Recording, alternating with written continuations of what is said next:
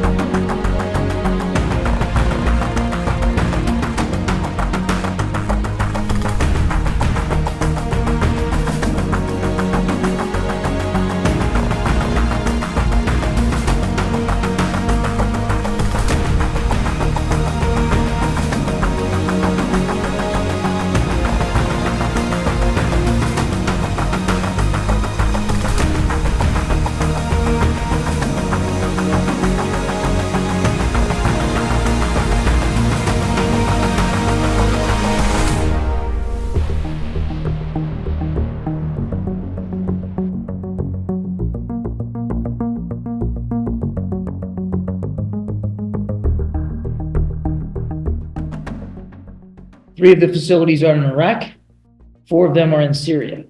Numerous aircraft, including B-1 bombers dispatched from the United States, were involved in this operation, firing more than 125 precision-guided munitions over the course of about 30 minutes.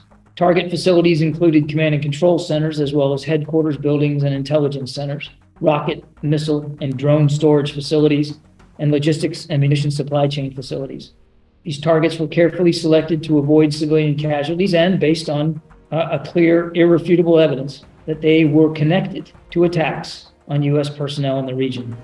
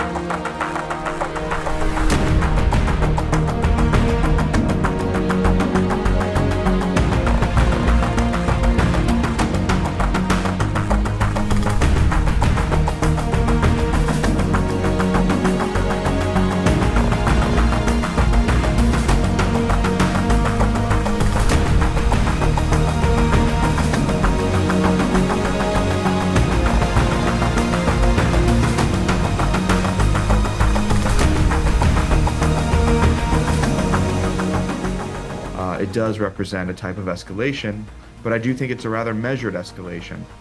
Again, I would caveat that we have not yet seen the totality of the strikes that are potentially going to be taken, but thus far, these are targets similar to ones that the U.S. has targeted in the past after U.S. service members have been wounded or killed. The difference is, of course, is that we're just seeing more strikes and more targets.